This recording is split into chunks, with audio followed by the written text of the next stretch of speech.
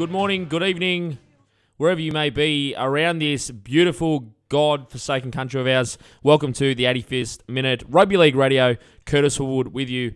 And if you'd like to follow us, you can follow me at Curtis Woodward1, or you can follow my very esteemed, very first guest on this wonderful podcast, Mr. Steve Mascord. Good afternoon to you, sir. Could be morning, depending on when people are listening, but hello, mate. Thanks for being here. No worries. Beautiful, but God-forsaken. I don't necessarily think, you need God's permission to be beautiful. You don't, do you? I don't know where to go with that one. But there's a reason why I'm doing a podcast and not a video cast.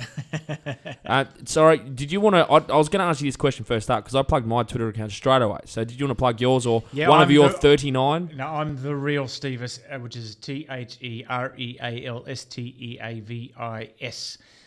Yeah, that's great. And I've got a podcast too called White Line Fever, and you can find it on iTunes. There you go. So that is the podcast that you can listen to, which is clearly already been up for a number of hours before this is ever going to get the light of day. So, all right, first order of business is something that I think, Steve, that you'd know a fair bit about. So I'm actually really happy that you're on for us this afternoon, Steve. And that is with the Newcastle Knights and the link to the NRL of Marwan Kukash, the billionaire racehorse owner who already owns the Salford City Reds. And clearly has already stated that he loves rugby league. He loves the National Rugby League. They've changed their name. He changed their name to the Salford Red Devils, which obviously ties in with Man U. So that was part of his overhaul at Salford. I mean, all Marwan has said is that he's talking to an NRL club, which he loves publicity. So I suppose it's a way for him to attract publicity without actually saying anything.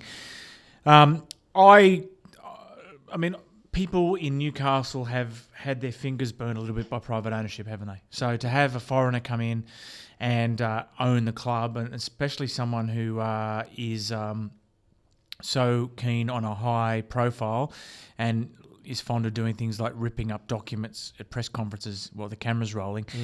I don't think that process is going to happen overnight, if ever. But I don't think we should turn our back on Marwan.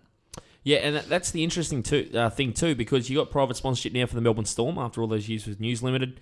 Where does rugby league go, especially Australian sport? Because I don't think, in general, this is just my opinion, Australian sports lovers aren't ready for private sponsorship. Well, private ownership. I will. What did I say? Ownership, no. Sorry. But I think Russell Crowe and Peter Holmes Court have worked at Souths.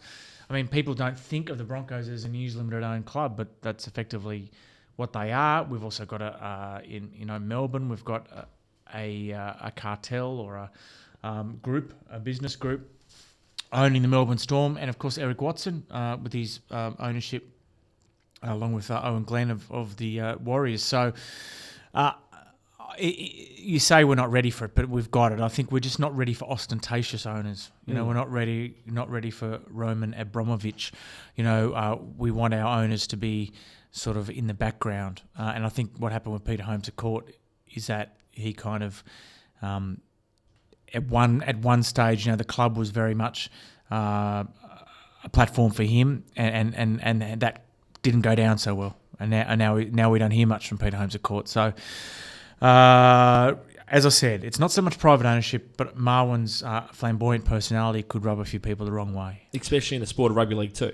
Which segues into the Newcastle Knights and a complete atrocity of a year. It's just gone from worst to worst to worst to bad to worst again. Mm-hmm. Alex McKinnon, a shocking injury, which has changed his life forever and his friends and family, and even Wayne Bennett. It's changed their lives forever.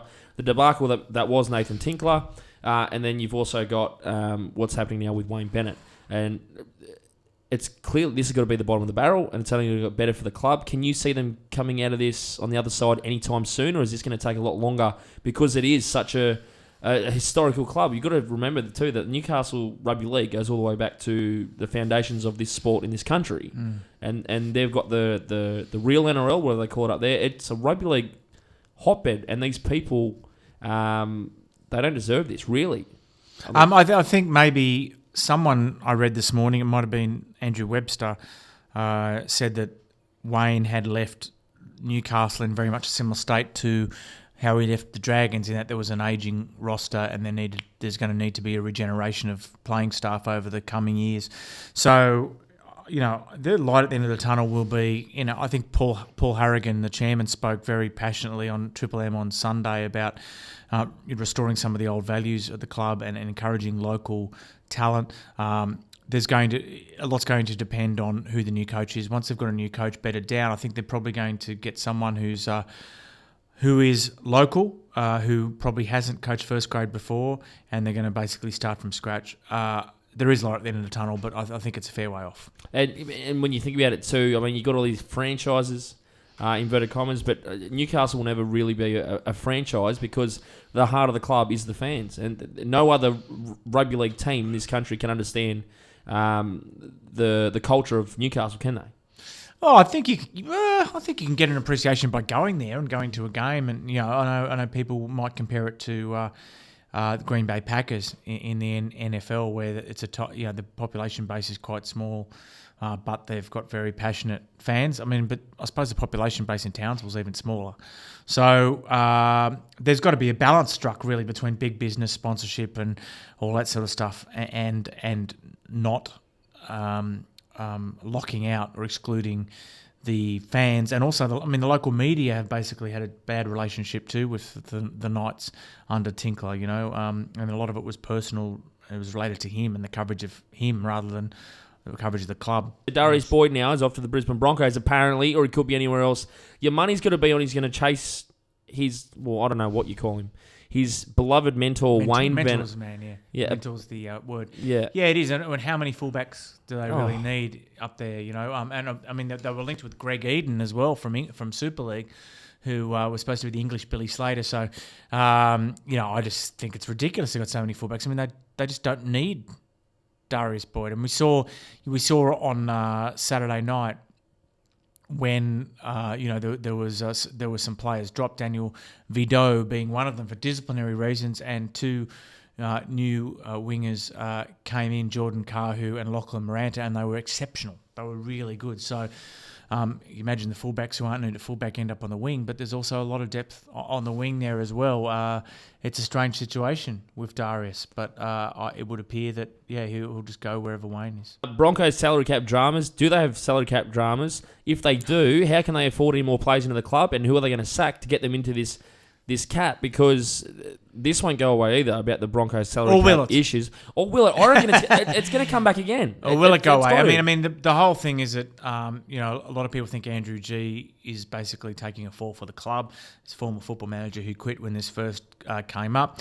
There was a story by Roy Masters last week about payments to players and the involvement of the Leagues Club and that these payments hadn't been accounted for. You would hope the NRL, would come down with some sort of ruling soon. Players going to the club, most notably Anthony Milford, is there. I know people in Canberra who've got their fingers crossed that this whole thing stops the club signing Anthony Milford.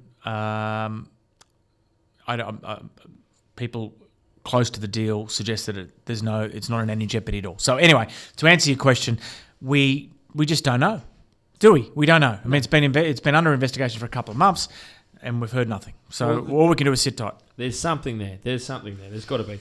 Mick Potter's job at the West Tigers. I can't believe that Mick Potter his job's still in jeopardy. If you think more with this squad as they are right now, developing the way they are, no coach in their right mind could do more than Mick Potter. Yeah, the thing that I found interesting was a story in Rugby League Week last week saying that the players didn't think, they thought that Todd Payton could do a better job, and that that Mick Potter was a nice guy, but he blah blah blah. Unnamed players saying this sort of stuff. So that sort of thing often happens when it's part of a concerted push for a result, which would be to force him out. I think he's done a good job this year. The players that have come through under him, particularly Luke Brooks and Mitchell Moses, done. He's going to be remembered as the guy who gave those players their debuts. And results-wise, there's been an improvement. So I think he deserves an extension. And I sort of dislike all this kind of backroom dealing, Machiavellian manoeuvring that seems to be going on. he either gets. He's either re-signed or he's not re-signed. I think he deserves to be re-signed for at least another year. So that's what I think should happen, based on everyone says it's a results-based business, and the results have improved. So and then when the results go the wrong way, then it doesn't become results-based business. It becomes you've lost the dressing room. You know what I mean? So it's like lost the dressing room seems to be an excuse sometimes for getting rid of a coach who would keep his job if he was just judged on results. Yeah. I say they should re-sign him. Yeah, absolutely. I agree with that 100%. And it'd be almost like me sitting there commentating the VB New South Wales Cup on a Saturday for 2GLF, and then the producer saying, "Oh, we're going to have a review, but we're going to have the old presenter that's now no longer in the job to review your job." What chance have you got? I mean, Brian Smith's coming to do this. I don't know what relationship Brian Smith has with Mick Potter, but what kind of confidence can you have coming out of a report that comes from an old coach? Yeah, but he's not the previous West Tigers coach. I mean, look, if I would, let's put it this way: if I was asked to do a review of a newspaper office, I'm not sure I'd do it. I don't know. It would depend. I mean, it would be better if I didn't know the people. Not that anyone would ever ask me, but I'm just look. There is no one day, mate. There is no business in the world that needs a review from me. But so I just plucked that out of the air. But it'd be better if I didn't know the people, and I guess I would just interview everyone and try to reach some conclusions and put them down on paper. And I think that's all that's happened here. So they're both former Bradford coaches. Brian Smith and Mick Potter, and Mick Potter played under Brian Smith at St George. No, did he? He would have. Yeah, he would have. Yeah, so 92 and 93 grand finals. Yeah, exactly. And Tony Smith, Brian Smith's brother, played with Mick in the 93 grand final. Yeah, there you go. So now you can tell me this: to what extent has the report itself hasn't been leaked, has it? It's just been kind of elements of it, and has it been in verbatim, or has it been like a summary of? There was a lot of information coming out of that newspaper article. I can't remember which website it was on that I saw it in. Oh, sorry, newspaper. I don't know which newspaper I got it from. No, but and then I actually... They do still exist. Yeah, no. I saw one once. I still read MX, which is some kind of newspaper. No, that's a good newspaper. It's modern world. But then I scoured through Twitter, and then I saw Grant May's account. And obviously on Twitter you get a lot of rocks and diamonds when CEOs are answering questions of punters out there. And one punter really gave it to him and said, "I can't believe this. This club continues to leak information, blah, blah, blah." Grant May refusely denied it. He continued to deny it. And he said that it didn't happen through us. But who else would it have came through? And how many people would have had that information to pass it on? I mean, how many people, and they don't even have a full board at the moment, so how many people would have actually had it in their hands to pass it on? I know Dan Ghanaian on Triple M was very critical of West Tigers, just saying that, it's not only the guy doesn't get a job, but he kind of gets, it's a scorched earth thing where he becomes unemployable in future as well because the contents of these reports get leaked. But Mick Potter's handled it all really well. I think he's been around the block to the extent that he was coaching for nothing when Bradford went broke. So he's philosophical about it all, and he'll whatever will be will be. And to think about everything that he's already done for this team, you'd like to be the next coach to come in and coach that West Tigers side with all that talent there. It's ridiculous that Mick Potter. But all those structures, like he obviously had to rebuild the place after the departure of Tim Sheens, and now they're going to start again. I just think you're going to have to defer any possible success, but for another year or 2 or 3 or 4. Why would you do that when it would appear that better times are just around the corner, and he hasn't really had enough time to put his stamp on the place? All right, beautiful, Steve. Now, give us some plugs. Plug them again. Your Twitter account, your websites. Give us everything right now. Give it again. Okay.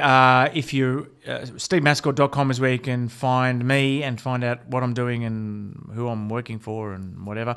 My podcast is White Line Fever, which you can find on iTunes and also SoundCloud.